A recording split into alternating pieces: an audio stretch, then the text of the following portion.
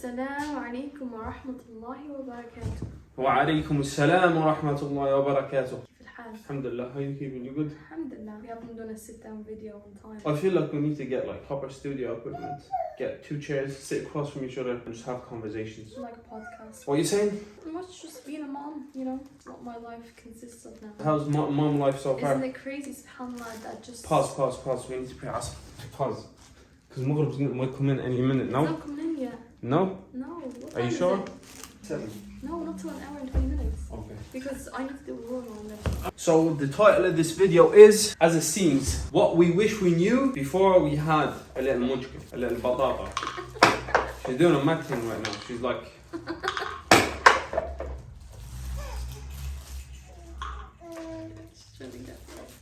Okay, we'll just let her go. If you're hearing banging and stuff in the background, it's Amanda trying to grab something out of the basket. Yeah, what we wish we knew before having a baby. Yeah, you're gonna like this one. This one you're gonna like. I wish I knew how difficult it is for mothers. Because as soon as Louisa had the baby, the 9 months of Louisa's pregnancy, I caught her slack. You had it easy. Not straight away actually, because at the start I was fine. It wasn't. No, at the start she had everything together, but then obviously once it became harder for her to like move, and it was really warm here as well, so it was hard. And we had no air conditioning. It was harder for me to do things, and also getting under the bed and stuff like that, like with a big bump in the way is it's not it. Anyway, so I caught her slack back then. Then once Amanda came around, I felt like within like 3-4 weeks of having the child, she has to have her shit together. The house is spotless, blah blah blah, this and that. So we already recorded this, but Amanda kept playing in the background, so we just had to scrap the whole thing because the audio was all off. Yeah, so we've waited till she's gone to bed. She's asleep now, we're watching her. Well, we actually started to record this and then she woke up and she nearly jumped off the bed, so Louisa ran back in and put her back. You always have to give too much info. What's that too much info? You have to tell them, like, I said she's asleep and you said she woke up and then she comes to me, you're like, she nearly jumped off the bed and then she was like... You don't like the fact that she nearly jumped off the bed? No. Amanda didn't nearly jump off the bed. Amanda stayed in the bed and Louisa came and saved her because she's a really good mom. Go on. It doesn't matter if it's a boy or a girl as long as the child's healthy. Before I had Amanda, man wanted the boy because obviously first child, you have that perception of because obviously Like this video if you think Ahmed's doing the most. it doesn't matter if the child is a boy or a girl as long as the child is healthy. Before I had Amanda, obviously I wanted the boy because you have this perception of if I have a boy, the boy will be able to protect the rest of the family and protect his sisters and blah blah blah. I had this perception also that if I have a boy, I'm gonna go to the gym with him. Realistically speaking, you can do all that with your daughter as well. I mean, all the things you wanted to do with your son, you can do with your daughter. As long as the child is healthy, you know, that's all that matters. You shouldn't pray for a boy. You pray that Allah grants you a healthy child who's pious, and that's it. Did you pray for a boy? Yeah. I didn't. No, I prayed, I said, Allah, if it's good for me to have a boy, give me a boy. But alhamdulillah, now I'm very, very happy that Allah gave me a man, because if I didn't have a man, I don't know what I'd have, you know? You'd have me. No, as in like, I wouldn't know if I'd love my boy child more than I love a man. Perfection is your worst enemy. The reason why I'm saying perfection is your worst enemy is because when it comes to having a baby and dealing with the baby, you obviously want to do everything perfectly and in a certain way, but it's not going to go that way because the baby can do anything and everything, you know? It's not always going to be like, it can go like this. So you can drop the baby on its head a few times, it's okay. Don't beat yourself up for it. No, this is not what I mean. Obviously be vigilant and be careful. No, but I mean, like, you don't have to perfect it straight away. And you're not going to perfect it straight away. It's a learning curve. Like, you're going into this and you never had the experience before. Well, maybe you did with siblings, but it's not the same as having your own child.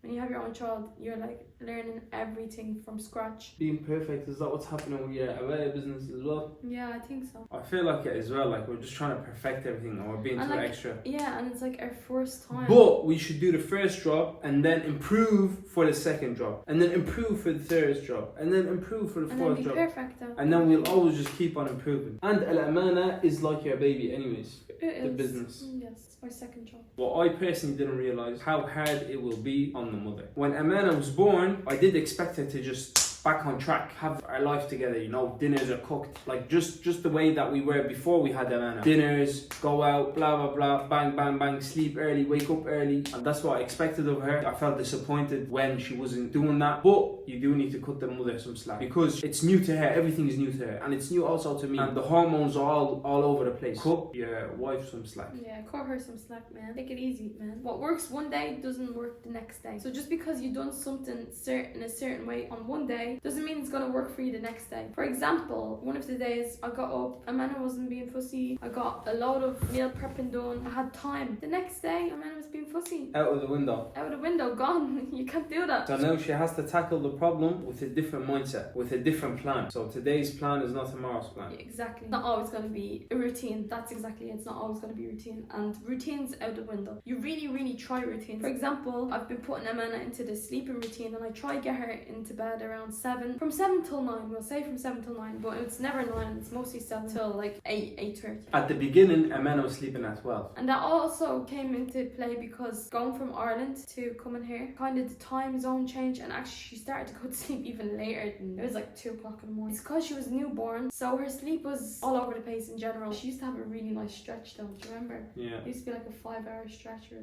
something like that. But it was later. Sleeping routine was just, I just think sleep training, don't even think about it until the child's older. Don't even try. Fathers shouldn't try and help the mother with the baby. The father shouldn't try and help the mother with the baby. He should help her with other things. Let me say something. This is actually a disclaimer. If the woman isn't breastfeeding, then the father can help. Yeah, but I'm saying, as in like, to a certain extent, I was helpless. As in like... If Amanda's crying, there's not much I can do. Like, but what I can do is maybe order food, maybe get my mum to send up food, maybe help her with some cleaning, maybe do this, maybe do that. So maybe do things that will make her life easier, maybe take on some of her tasks. I personally think a father can go through a lot more, because obviously a mother during that time, specifically, hormones are high, delicate. I seen something earlier on, it was the video. Yeah.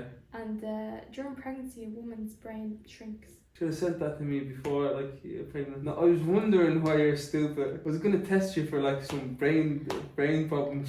And it doesn't go back to it straight away, by the way. So this is how. You should have sent that to me. That makes so much sense now. No wonder, like, even the way you speak to her and stuff like that, Louisa, sometimes you're like, What are you waffling for? Well, I'm only joking. Let me say something. Forgetful, forgetting things, these kind of things, yes, and you obviously don't understand that. No, I forgetting things, Louisa. If you're gonna score her on forgetting things, she's like on 100%. But I also remember things. You actually forget things more than me. No. He's been calling my auntie the wrong name for every day. That's names, bro. You have like 50 aunties, man. No, you No, don't. You have 2. Isn't it 2? In Algeria, I have 2 and one's dead. Breastfeeding can be hard. Stick it through and it can become easy. Because honestly, at the start, it's fucking end. At the start, when you're breastfeeding, it's obviously there's cluster feeding, which a lot of people. 1 second. Sorry. Go. I'm sorry. Go. Sorry. Sorry. I don't even remember what I was saying now. You're saying about breastfeeding. Oh yeah, a lot of people aren't even aware of cluster feeding. So for example, I was breastfeeding Amana at the start and people would be like to me, she's hungry again? Or what? What's cluster feeding? Where she's constantly feeding. Exactly, so cluster feeding is when the child's constantly feeding because they're grown and they're going through growth spurts, so they need more milk. So mothers sometimes think that they're not producing enough milk, so what they start doing is giving the child formula and easing the child off breast milk. But the best thing to do for a child is to give them the natural milk from the mother. What? I was talking, you didn't even let me say a thing. You jumped in and you said everything. I let you have a break. Thanks. your brain. I taught him well anyway. Your brain was just thinking too much. I taught him well anyways. And it can also be regulating your milk to how much milk you need to produce. It tells your brain exactly how much milk your child is looking for and it brings up your supply. And also, obviously, at the start, it can be very time consuming. And it can also be sore as the time goes on, alhamdulillah. I was going to cut you off there, but then I held myself, you know that? Well, I held myself, I was like, And then I was like, second thing is for mothers, if you're gonna breastfeed, you will get a better connection with the child. There's some people that Allah won't allow them to breastfeed, and that is because that is better for you, and Allahu A'lam. Allah will do things for you that you may think are worse for you, but they're actually better for you. But the mothers who can breastfeed, but you're not bothered, please do breastfeed, because that'll build a solid connection with the child. And it's also very good to breastfeed until the age of 2. It's very healthy for the child. It's very healthy. It's actually, Islamically, you should breastfeed the child till the age of 2. Fathers should not be too hard on themselves after they have a child. Okay, so what will happen when the father has a child? First of all, they'll be very protective of the child. This is natural. You shouldn't feel guilty in wanting your child to be near you, wanting your child to be safe. Fathers should not feel guilty for buying things. When I first had a man, I felt guilty whenever I spent any money. Like when we went skiing, I felt guilty. When we went to Umrah, I felt guilty. Why? Because I felt like I'm tarnishing a man's future.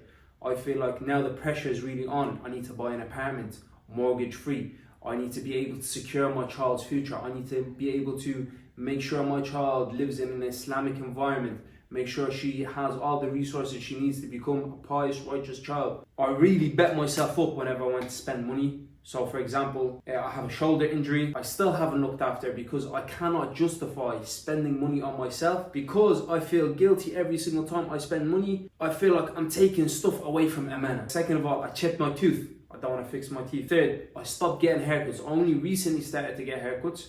I got a haircut there 2 weeks ago, but I stopped getting haircuts. I stopped looking after myself. I didn't want to get a gym membership. Why? Because I wanted to save. Amana needs it. I need to buy an apartment to secure Amana's future. I need to get an apartment mortgage free. So I really bet myself up. And you know what? Rizq is from Allah subhanahu wa ta'ala, and you should look after yourself. Allah subhanahu wa ta'ala loves beauty and loves when we look after ourselves. So when you're clean, when you're training, when you're exercising, and when you're doing all these things for the sake of Allah, when you're making sure your shoulder is healthy so you're able to protect your family if anything ever happens, that's definitely something that I done wrong, and I bet myself up so much whenever it came to spending money, because alhamdulillah, don't get it wrong, alhamdulillah, I am in a good position in life. However, I am not in the position that I want to be in. I was beating myself up on it. I'm saying I'm renting an apartment here. The landlord, it became a reality when it came to renew the lease, and I'm renting an apartment, and I was thinking the landlord can kick me out. Me, my daughter, my wife are all going to be homeless. I cannot spend money. Like, that is a reality, and that's a real reality that I have to deal with every single year. Look after yourself, don't beat yourself up, but it's from Allah subhanahu wa ta'ala, and you know what?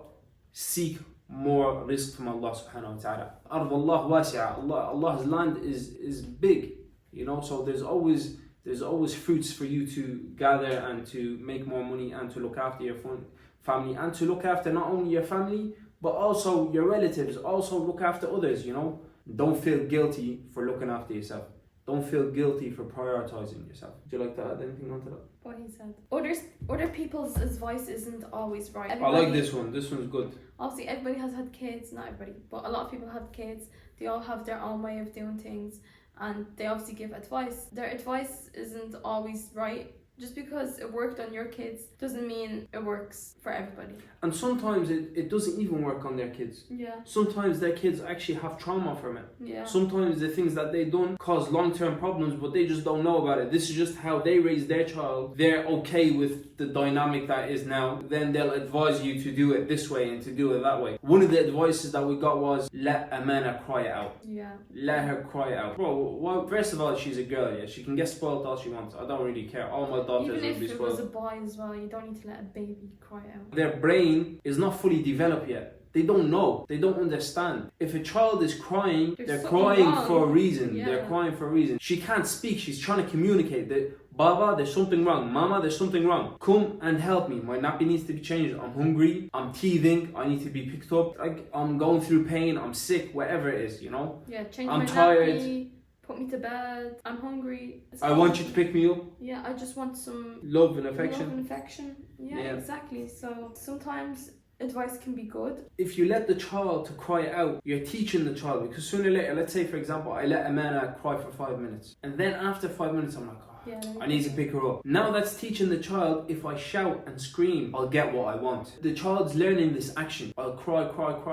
Like, even as they get older, when they turn 3, they'll throw tantrums, they'll scream, they'll shout. when they even turn 15, 16, 17, Allahu A'lam. But even at that, you know, when a child is usually throwing a tantrum, there's a reason. There's always a reason. You just have to get to the bottom of it and understand. Kids don't just throw tantrums for no reason. At 15, throwing a tantrum. At 15, yes, but I'm talking about like when you said 3 and 4, like. If there is a child throwing a tantrum, you tell them relax, you pull them aside, and you explain to them why they cannot throw a tantrum. And then after that, how they react to the situation. I seen a very, very good parenting video. Yeah, the child stole. Okay, the father pulled him aside and he said, look, you have to steal this. Why did you steal it? And the child said, because I like candy. And he said to him, you should never steal. He said to him, remember when your bike got stolen? And the child was like, yeah. And he's like, did you like it when your bike got stolen? He said, no. He said, how do you think the shop owner feels? And the child was kind of annoyed. And then his dad was explaining it to him. As his dad was explaining to him, he was like, yeah. And he was like, now your mother's going to take you back to the shop and you will apologize and you will give the thing back. And the child said, yeah, okay. After he came back, he said, did you give it? He said, yeah. And he said, I apologized as well. And that was the end of it. This is exactly what I was saying. You get to the root of the problem and you explain. And exactly, but you don't just. So I'm saying because I've seen this a lot, okay, where there would be a child would be throwing a tantrum, and instead of the parent speaking to the child, trying to understand what's the situation and explaining straight up, dush. For example, the other day when I was in the shopping centre. Okay, I'm not saying kids were just getting. I'm not saying you hit your child. I'm just saying. You pull your child aside, yeah? You try to explain to them why they shouldn't be throwing a tantrum. For example, if your child wants candy and you don't want to get them candy and the child's on the floor throwing a tantrum, I'm going to pick my child up, or whoever child I'm dealing with, I'm going to pick them up, I'm going to say, look, you cannot do this. You're not getting candy because whatever. And if they continue on doing what they're doing, I am not going to get them candy whatsoever. I will take them, put them in the car, bring them home very, very calmly. Yes. And sit them in their room and let them think about it. And once they've calmed down, I'll come in and explain it to them again. I'll bring back the subject. They throw a tantrum, no problem. I'll leave, close the door, prison. You get me? They're on lockdown. It's not a matter of screaming because, let's say for example, me and you scream at each other. Yeah? Let me say just something before you go into this because I'm talking on the other point and now. Okay, yeah. Go ahead, yeah. Okay. So exactly, you always have to explain to the child because you need to understand these are little humans with big feelings, like their feelings are so big and they don't know how to regulate emotions. They don't know how to regulate. They haven't learned yet how to calm themselves down, how to look at a situation. And this is why, as a parent, you come in and you explain things to them and you say, for example, you said the candy thing. You say, we don't do this. Just because you're going to throw this tantrum does not mean you're going to get this item. You're not going to get this item. We're going to go home and you're going to think about what you've done and exactly how you're. Also, when you're raising your child, I think it's very, very important to have your child in disciplinary sports. 100%. Yeah. And I feel like a man growing up, or any child of mine, inshallah, I need to have them in sports. Me, when I was growing up, we were all in sports, and we were also all in Qur'aniyya. Like there was no messing around. We had a timetable, we had a curriculum. We had Quran that we need to stick to. We had, whether it's martial arts, whether it's karate, whether it's... we were always busy. So it teaches you discipline and it teaches you delayed gratification. So you don't just get something for no reason. Every single thing, we had to work for it. You work, you get that. You work, you get that. You work, you get that. You work, you get that. Just like I worked for my wife. You get me? What? It's not like that. I worked 23 years to get married. 23 years. Perfect myself. When I walked in on Louise, I was wearing a suit. And I said, Salamu alaikum ammu. I shook her dad's hand. You didn't even wear a suit once. Where are you in that from? When I came to ask for your hand, I wore a Tommy Hilfiger jacket. And then I wore a Tommy Hilfiger jacket. White jeans. Burberry belt. White turtleneck. Was it? Yeah. Nice watch. Gucci, oh my god, man. Gucci shoes, man. Oh, it's funny. But yeah, anyways, I just started cracking jokes, so I went off topic. Teach your children delayed gratification and to regulate emotions. You need to teach. By the way, if a child cries, you don't downplay their emotions either. You let them cry. Say. No. Yes. Yes. I'm not saying no that they shouldn't cry. That I don't like when people cry and scream. I don't know. Scream, but if they cry, they don't cry. I don't know how to deal with it. Yeah. Okay, when someone cries in front of me and I can't fix it, I get flustered. Yeah. I won't lie. Wallahi, I get flustered. This is what you do. You Happy need to to. actually learn this because sometimes a kid can just be crying and you need to hug them. You need to say it's okay. This for the mothers. Don't be afraid to ask for help. When we first had that man, alhamdulillah, we stayed in my mum's house. She always cooked, dinner was always there and blah, blah, blah. But we actually never really gave amana to them. Like Amana just stayed with us. And like Amana would stay with us for like 3 days in a row. And then we'd be like, oh, maybe we should give Amana to them. We'd like actually have to consciously think we have to give Amana to them. And then we give Amana to them. They're like, oh, it's a visit. And I'll post in the family group chat. Amana is downstairs. Whoever wants to see her. Actually, it was more me than you. What do you mean? I'd say, here, take Amana and bring her. Yeah, that's true. Just because I obviously was not trying to keep Amana, like, but at the start when you have a baby, you just want them all to yourself. Yeah, and don't feel guilty to want your child all to yourself either. Do you get me? As in, like, if everyone's around and your child's with someone and you want to hold your child, bro, just hold your child, man. That's your child, bro. You get me? And then first few months, they're very important to build a bond with a child. At the end of the day, no one else but you, the parents, need to build the bond with the child. They're the two most important people that will be living with the child. It doesn't even matter that, oh, someone's holding you, like, yeah, I want to hold my child right now. Okay, you want to hold your child? No problem. Don't feel guilty. Don't feel anything. Take your child. Pull her from whoever. I'm joking. Don't be pulling kids. No, don't pull kids. But take your child, you know? And don't be afraid to ask for a helping hand. Because we didn't do that. Alhamdulillah, my mum was on top of food. I don't think she was making breakfast because she was going out in the morning. She was going to work. Yeah, but she was making lunch and dinner. Yeah. Like, she'd send up a sandwich and then she'd send up dinner. I wasn't making breakfast though. I had Louisa on a diet, intermittent fasting.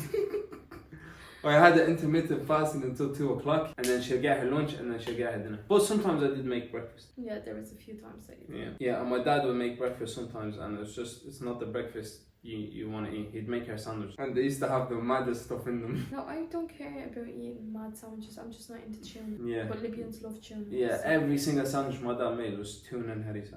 What's your next point? Power napping is the best skill you will learn, especially in the start. You're so tired. But SubhanAllah, I didn't even know how I was surviving on that little sleep and still getting up so early. Remember?